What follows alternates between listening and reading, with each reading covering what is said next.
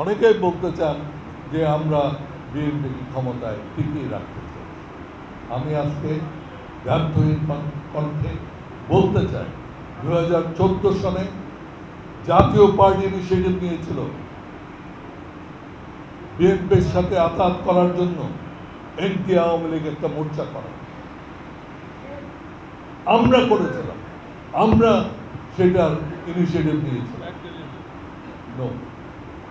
আমরা ইনিশিয়েটিভ নিয়েছিলাম বিএনপির সাথে আমাদের একটা নির্বাচনের মোর্চা করার, এবং এটা আমি শুনে বলছিলাম। আমি সেই মিটিংয়ে ছিলাম, এরশাদ সাহেব ছিলেন, আমি ছিলাম, এবং বিএনপির একজন শীর্ষ নেতা সেই মিটিংয়ে ছিলেন। তাহলে আপনারা যে বলছেন, আপনারা তো জানেন যে আমরা সেদিন একটা মোর্চা করতে চেয়েছিলাম আওয়ামী লীগের বিরুদ্ধে। আপনারা করেন, আপনারা সেদিন নির্বাচনে যান, সেটা তো আমাদের দোষ। আমরা নির্বাচন করেছি 2014 সালে।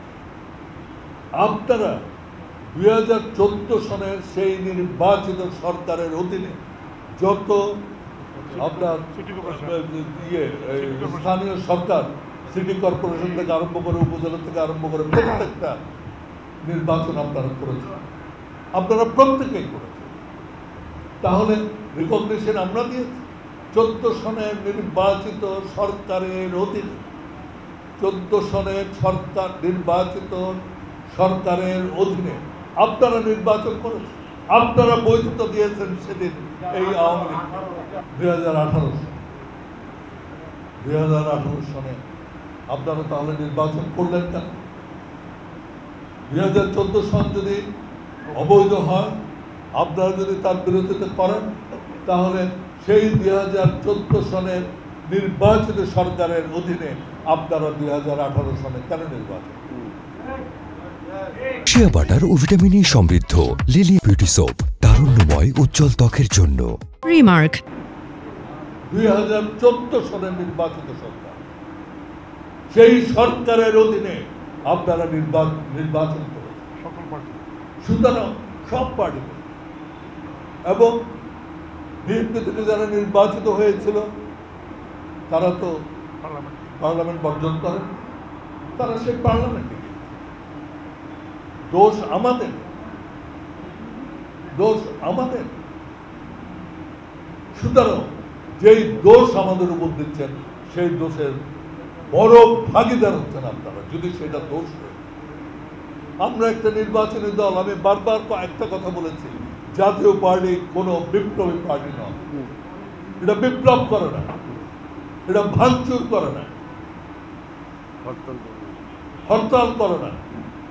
এটা নির্বাচন করে, পার্লামেন্টে যায়, পার্লামেন্টে যেই সরকার থাকে সেই সরকারের বিরোধিতা করে। আজকে 2024 সনে আপনারা নির্বাচন করেন নাই, আমরা করেছি। যে কোন নির্বাচন? যেই 2018 নির্বাচনে আপনারা শরীক ছিলেন, সেই সরকারের অধীনে আমরা করেছি, এবং সেই নির্বাচনে আমরা একলা করিনি। এখানে আরো অনেক দল আছে, অনেক দল আছে যারা সেদিন এই নির্বাচন করেছে।